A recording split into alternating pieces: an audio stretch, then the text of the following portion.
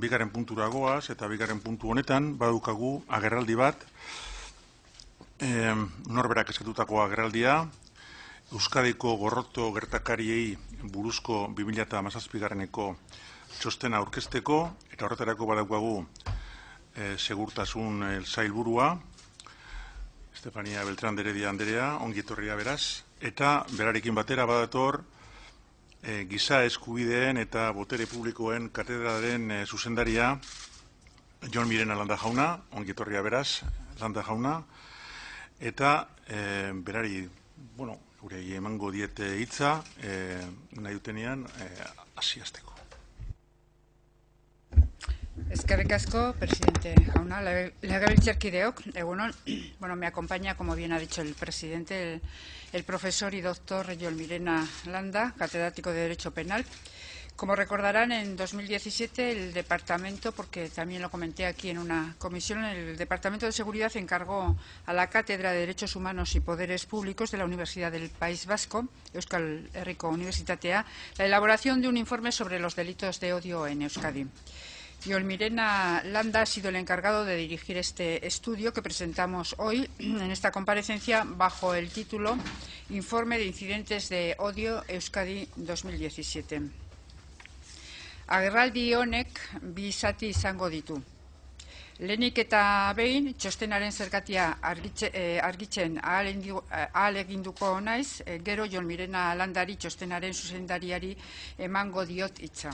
Berak azalduko dizkigu txostenaren egitura, emaitzak eta gomendioak. No nos cabe duda de que los delitos de odio son una realidad que tiene profundas raíces, pero no solo que recientemente parece que se han hecho más visibles entre nosotros, pero que no es una realidad nueva. Esta realidad apunta a tres círculos concéntricos que conviene señalar desde un principio. El primer círculo, y más amplio, incluye los incidentes de odio que comprenden cualquier conducta contraria al ordenamiento jurídico dirigida contra los colectivos diana, pero no necesariamente son conductas delictivas. En segundo lugar, dentro del conjunto de los incidentes diferenciamos lo que son los delitos de odio en sentido estricto, lo que en inglés se denomina hate crime. Son conductas normalmente delictivas que, cuando presentan una particular motivación y dirección en contra de los colectivos étnicos, nacionales, religiosos, de orientación sexual, etc., se castigan de forma más intensa. El ejemplo paradigmático sería el agravante por discriminación de un delito de lesiones. Pero esos delitos de odio, en un sentido amplio, también incluyen algunas conductas criminales de odio cometidas con las palabras.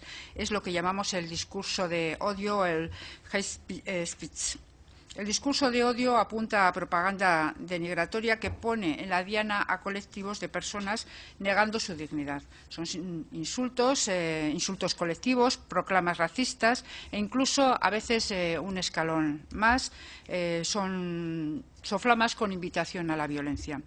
Una parte de este discurso de odio se ha convertido en delito en el Código Penal ya en el 95 y se conoce como la incitación al odio, la discriminación o la violencia, en sus diversas modalidades según el tenor literal del actual artículo 510 del Código Penal. Este precepto es sin duda el que más presente está hoy en día en el ojo del huracán mediático, en el social y también en el jurídico. Azken finean bada, gorrotozko gertakarien barruan daude zentsuriz zabalenean hartuta gorrotozko delituak. Eta hauen barruan, aldi berean, ekintzen bidez egiten diren arau hausteak hate crime deitzen direnak eta hitzaren bidez egiten direnak hate speech deituak. En efecto, los incidentes de odio incluyen una parte de los mismos, como una parte de los mismos a los delitos de odio en un sentido bien amplio, ¿no? Y estos, a su vez, incluyen los delitos cometidos con hechos y delitos cometidos con palabras, como hemos comentado. Sobre la base de lo que les acabo de exponer, se observa que en la sociedad una presencia, muchas veces que consideramos sobredimensionada de este tema en los medios de comunicación. Todo parece que nos lleva a hablar y a observar delitos de odio como si la simple percepción o presencia de este sentimiento fuera suficiente para dar por sentado que existe un contenido delictivo. Pero siendo eso de alguna manera así, también empezamos a ser conscientes de que esta presencia, esta sobrepresencia, contrastaba con datos oficiales sobre esta realidad. Y como reza un principio básico en la gestión, lo que no se puede medir no existe. Por ello, o lo que no se puede medir o lo que no se mide, aquello no existe. Por ello, las organizaciones internacionales de monitoreo de los derechos humanos venían reclamando insistentemente registros estadísticos oficiales. Fue el Ministerio de Interior cuando en 2014 publicó los datos referentes a delitos de odio de 2013 y en 2014 publicados en 2015 es cuando se incorporan al conjunto estadístico del Estado los datos que proporcionó la Ertzaintza. Fue a raíz de esta nueva realidad, de esta recopilación y de la publicación sistemática de información, cuando en el Departamento de Seguridad observamos y analizamos esta necesidad de profundizar en una realidad no emergente, sino que es una realidad que estaba y que está ahí, pero que en cualquier caso está apareciendo con más asiduidad en los medios de comunicación, como digo, en todos los sectores sociales y sobre los que entendemos necesitamos una clarificación y una conceptualización más exacta. Horrela, testuinguru horretan ohartu ginen gorrotozko gertakariei eta delituei buruz gogoeta egin beharraz. Ez bakarri Ertzaintzaren ekimen bezala, baita azterketa akademikoaren ikuspegitik ere. Eta hala eskatu genuen gaur aurkezten dugun txosten hau. Fue en ese contexto, como les digo, que decidimos solicitar el informe a la Cátedra de Derechos Humanos y Poderes Públicos de la Universidad del País Vasco, Euskal Herriko Unibertsitatea, que dirige Jon Mirena Landa.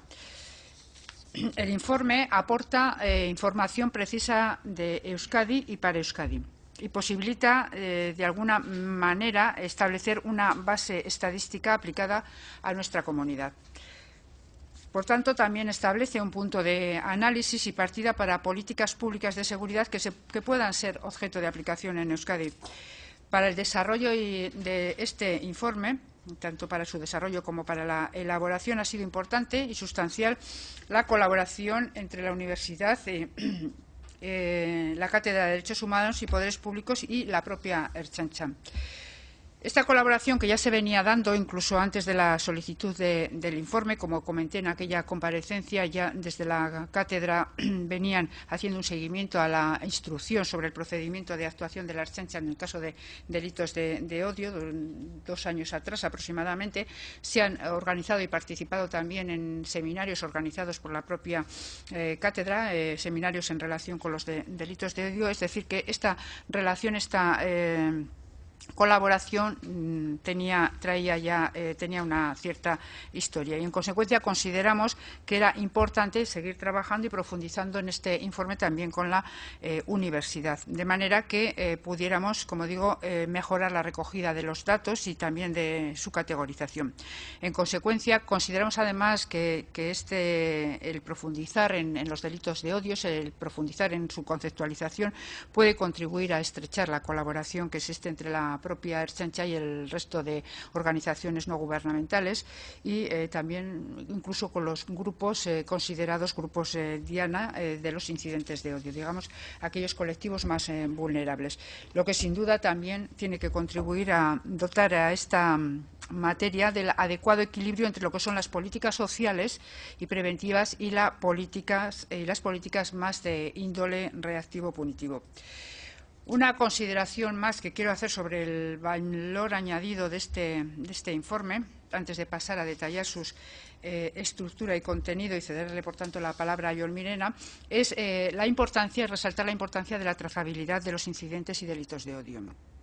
Las recomendaciones internacionales más avanzadas en esta materia señalan que no es suficiente con disponer de información policial sobre estos incidentes, sino que, siendo este un punto de partida necesario e importante, no es suficiente, sino que también debería haber un seguimiento sobre cuáles son los procesos de investigación de estos incidentes y delitos de odio, y también cuál es el final traspasar por los juzgados, si existe sentencia condenatoria o todo lo contrario, es decir, de disponer del mapa completo de la situación en cuanto a los delitos de odio. En cualquier caso, como digo, el informe se basa fundamentalmente en el análisis de los datos obtenidos por la Ertzaintza como un primer paso, los datos obtenidos por la Ertzaintza, el análisis, el tratar de mejorar, como digo, la toma de datos, la conceptualización de los mismos y ir definiendo dónde hay que categorizar cada uno de estos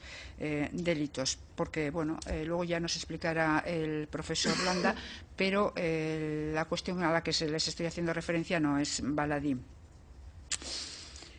En cualquier caso, y por terminar, también resaltar que el informe define el marco terminológico, porque creemos que es importante también otorgar homogeneidad para ganar también en precisión y en claridad y dibujar ese recorrido de la presencia pública de este fenómeno. Por eso, bueno, los datos analizados son los correspondientes al 16 y al 17, como digo, datos obtenidos y conocidos por la